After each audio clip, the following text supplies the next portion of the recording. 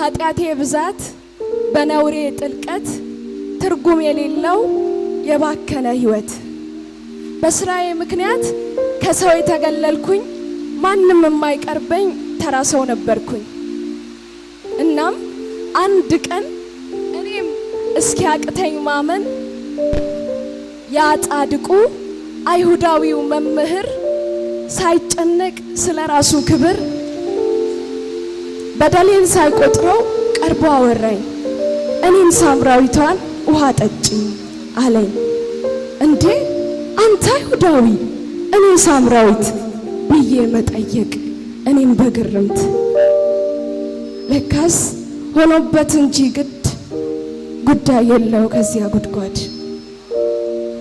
ኃጢአተኛዋ በጻድቁ ተወደድኩ፣ ሁሉን ትቼ በፍቅሩ ተማረኩ። ቀረበና ልክ እንደተጠማ አደረገኝ ዳግም እንዳልጠማ። ደሞ እኮ ሰው ሁሉ የተጠቋቆመብኝ እጁን የዘረጋ በድንጋይ ሊወግረኝ እንድጠፋ ነበር የተፈረደብኝ። ያቺ አመንዝራ ከሰው ባልቆጠር ተራ ብገኝ ሳመነዝር ፊቷ መጡኝ እንድወገር። እርሱ ግን ጻድቅ ሆኖ ሳለ የሌለበት ጥፋት ሞቴን ስጠባበቅ ቀጠለልኝ ህይወት። የቀራጮች አለቃ የኃጢአት ጠበቃ አንተን ላይ ብፈልግ አጥሬ ባይደርሰኝ ወግ ብንጠራራ ብንጠራራ ባለጠግነቴ ቢሆንብኝ ተራ። ዘኬዎስ ሆይ እቤት ውላለው ስትለኝ እንዴ እኔው ቤት አልኩኝ ማመን ቢያቅተኝ። ኃጢአተኛ ሳለው እንደምን መረጠኝ። ለካስ ደግ አባት የኃጢአተኛው ወዳጅ፣ ለካስ ደግ አባት የኃጢአተኛው ወዳጅ። ለኃጢአተኛው ነውና ቀን ፈራጅ፣ ለተገለሉ ነውና ቀን ፈራጅ። ደሞ ገረድ ፊት ልከዳ አብሬ ከርሜ ሳይህ እንደ ባዳ። አኩርፈ አልዞረብኝ ፊት አልቀነሰም አልደበዘዘም መልካምነት። እስከ ሞት እንደው እስከ እስራት እንዳላልኩ ከአንተው ፊቶኜ አንተኑ ካድኩ። አንተ ግን ደጉ መልካሙ ወዳጄ ይቅር ልትለኝ እንደገና ቆምክ ከደጄ።